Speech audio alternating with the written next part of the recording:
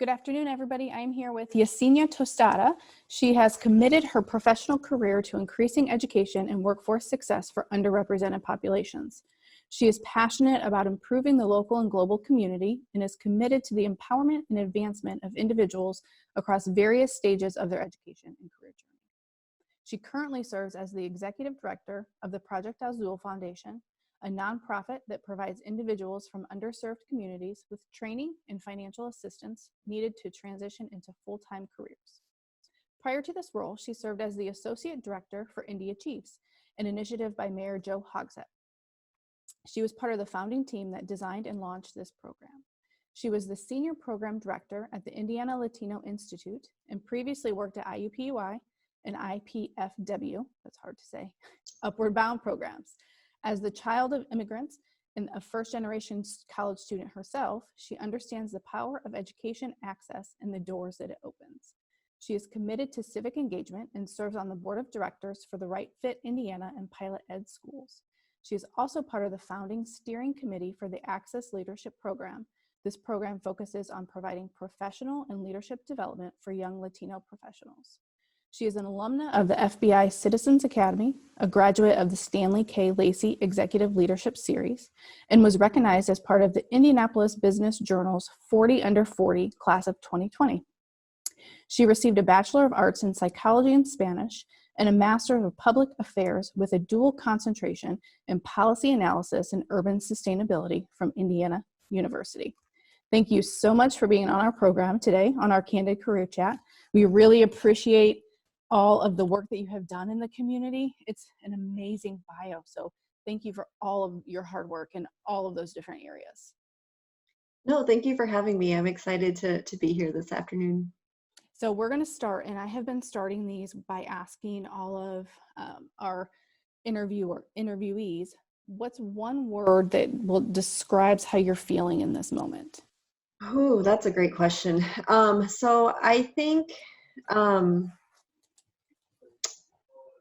a good word that describes it is just uneasy. You know, there's a lot of change on an everyday basis. We're hearing updates, really tragic news coming across our screens, and, just uneasy about everything, and hopeful that we get past this soon. Perfect. I've been keeping a running list of everybody's words, and going to put that into some kind of graphic, I think. So the first real question that I want to get into is, can you walk us through your journey from where you thought you might want it to be when you were younger until where you are now in your career? Yeah, so I'll start kind of early. So when I was making the choice of where I wanted to go for college, I really thought that I wanted to be a teacher. I really thought I wanted to be an elementary education teacher.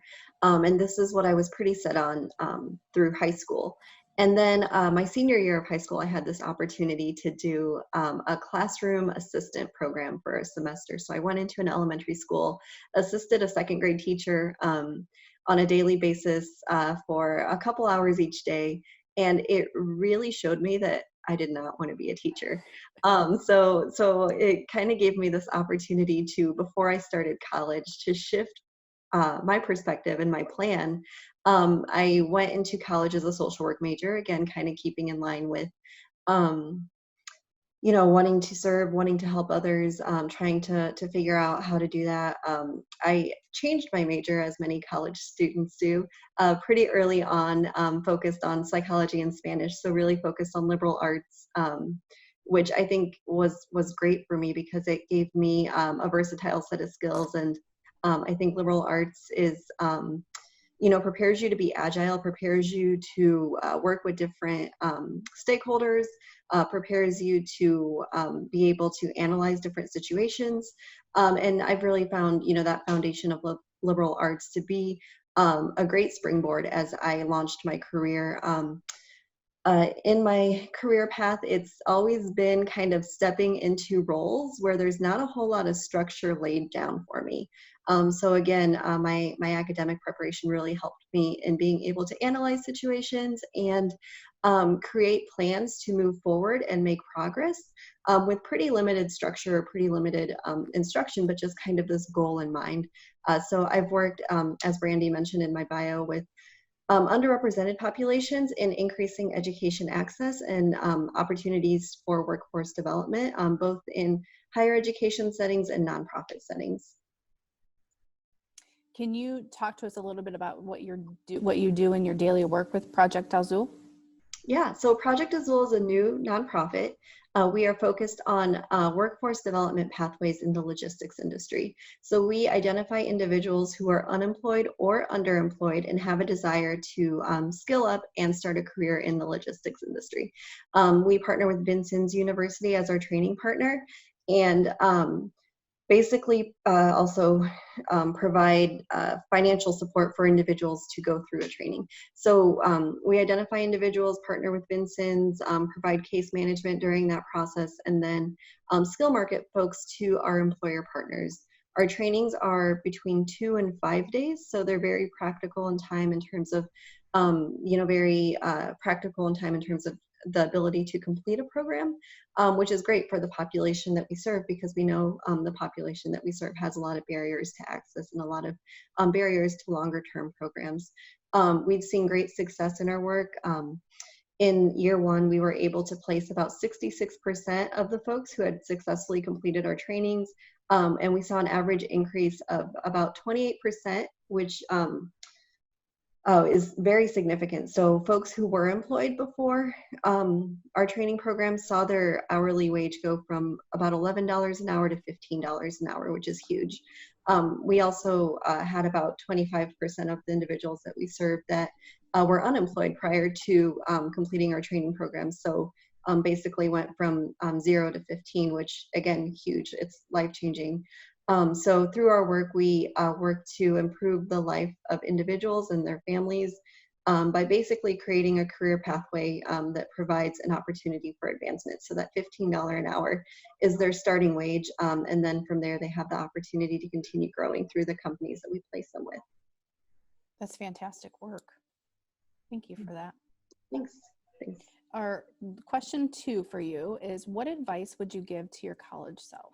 So if you could kind of walk back and have a peer-to-peer conversation with yourself, what would that look like for you? Yeah, so I am kind of a natural perfectionist, and I always have been, where I like whatever I do to kind of have a nice ribbon tied around it by the time I'm executing. And something that I would definitely tell my college self is to focus on progress over perfection. I think many times perfection is a barrier to progress, and that's something that I really had to embrace as a professional, is being comfortable with presenting something that maybe I don't feel is 100%, but I know that it is good, and it is better than the status quo. So focusing on progress over perfection would be what I would tell my college self. And then also kind of in that same lane, not being afraid to fail. As a perfectionist, you can assume that failure is a big fear, but I think through failure, it's how we learn some of our greatest life lessons. So being perhaps a bit more brave in taking chances and not being afraid to fail, because that's how we grow the most. Fantastic. Are you by chance a Brene Brown fan? I am, yeah. Okay. Yes, I hear that in you, and I'm like, she must read these and listen to podcasts and do all that dare to lead stuff. That's fantastic. That's great. Yeah, I am as well. Question number 3: what do you do? What would you have liked to know about the career planning process as a younger version of yourself? So I think something that I did not value until later in my career is my network. I think building strong relationships with individuals is as important as doing good work. So focus on doing good work, but also focus on building relationships and identifying individuals who could serve as mentors. I did not have a mentor early on, at least not in a formal sense, and I see just great value in having somebody who is more seasoned in their professional career, and the lessons that they learn and how they're able to share that with professionals. I think there's great value in building a strong network of folks, but then also in identifying a mentor early on to help you along your way. Fantastic. Question 4, if a student could do one thing now that will benefit their career, what should they do? So I kind of will build on that previous answer. So start to identify folks who are doing things that you are interested in doing. Reach out to them. Something that's great about the Indianapolis community is no one, is too important to sit down and take time with individuals. So people are very willing to share their time, share their knowledge. So start to identify individuals in the fields that you want to pursue and the fields you think you're interested in pursuing, and learn about their day-to-day, learn about their career journey, learn about their lessons learned and the advice that they would give, their younger self.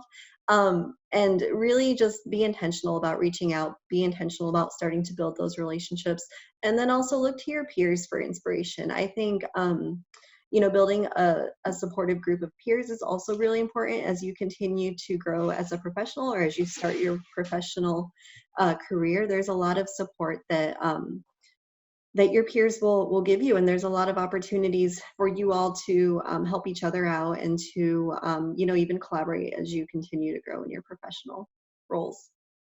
Nice.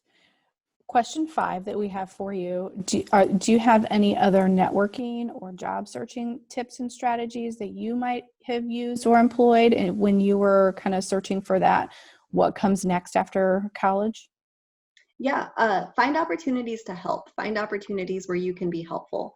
Um, I think this is probably some of the best ways to build relationships with professionals is, if you see a cause or you see, a professional association that you are interested in, find an opportunity to serve on a committee or to volunteer or to, join and serve in a leadership position. So find opportunities where you can plug in and add value, and learn a lot in the process. I think those are just great ways to stand out and great ways to build your professional network. Mm-hmm. I totally agree.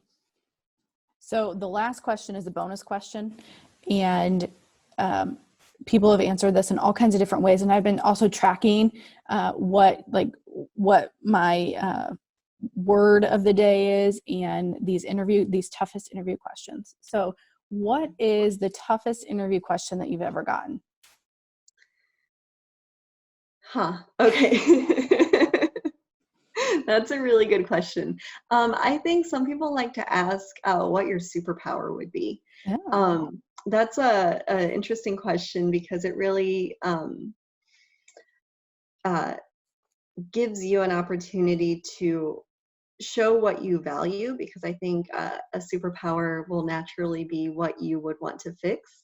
So I think that's a tough question to answer because it's not your typical, like, what are your strengths or what are your weaknesses or how have you solved a difficult situation between yourself and a colleague.